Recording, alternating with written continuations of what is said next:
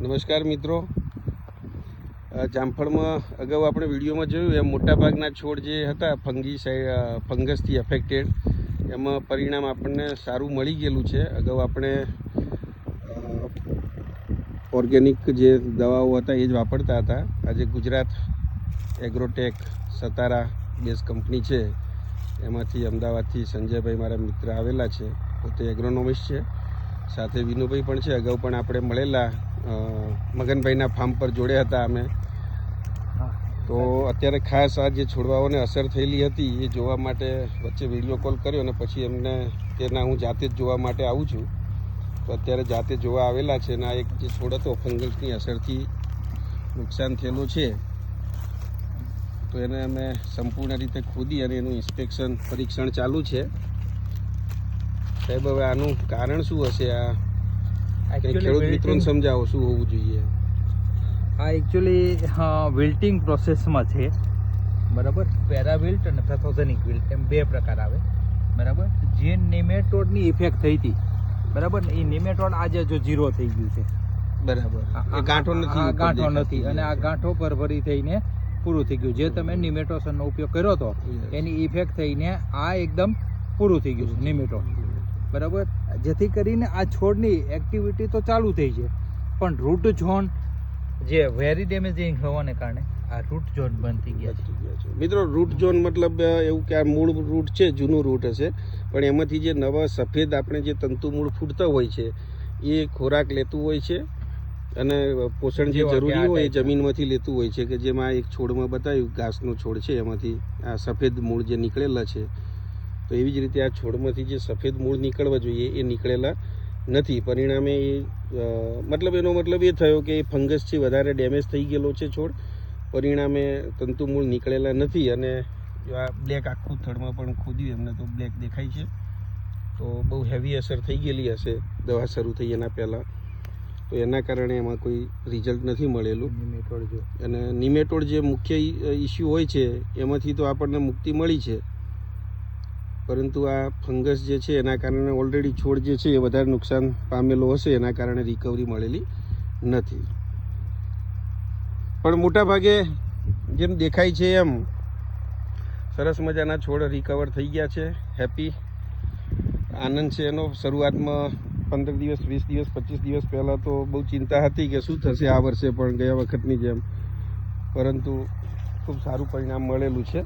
અમે અગાઉ પણ એક છોડ ખોલીને જોઈ લો તો એમાં એક છેટ ઉપરથી મૂળ સારો છોડ હોય ને આપણે જોઈએ તો એના મૂળ તરત આમ હાથેથી માટી ખોદી અને મૂળ મળે છે આપણને.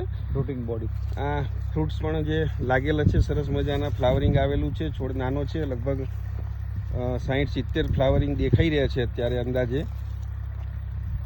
અને સરસ મજાનો ગ્રોથ છે, ફ્લાવરિંગ પણ સારું છે. મિત્રો, રિઝલ્ટ મળી રહ્યું છે. જો નવી જે છોડમાં ઓછી અસર હતી એમાં સરસ મજાનું નવું સ્પ્રાઉટિંગ પણ આવી રહેલું છે. એટલે એ છોડ સંપૂર્ણપણે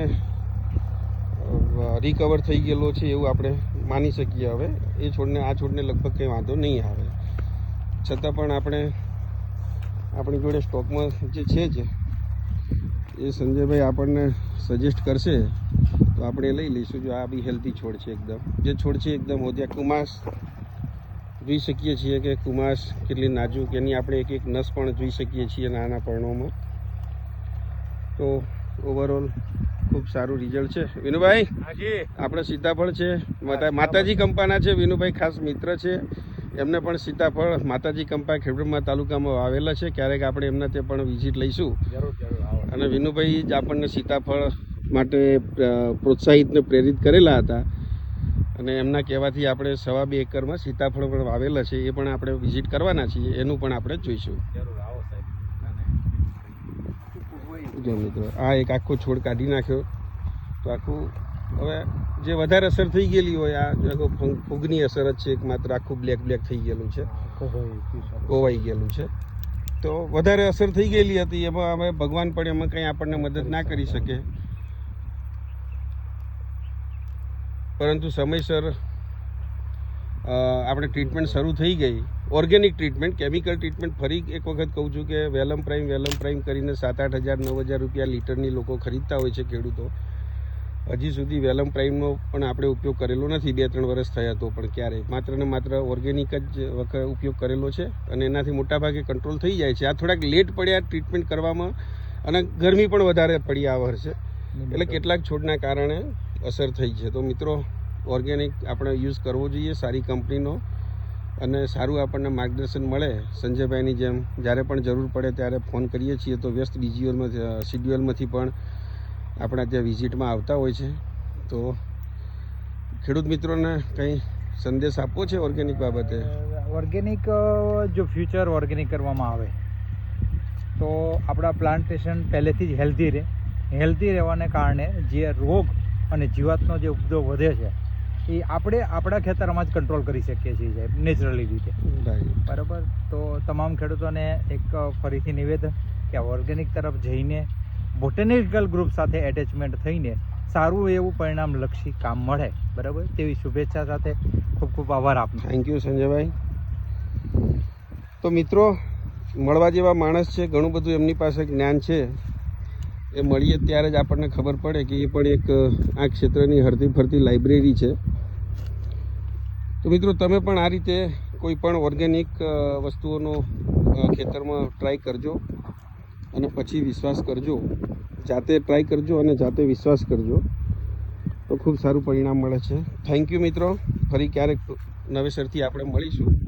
થેન્ક યુ.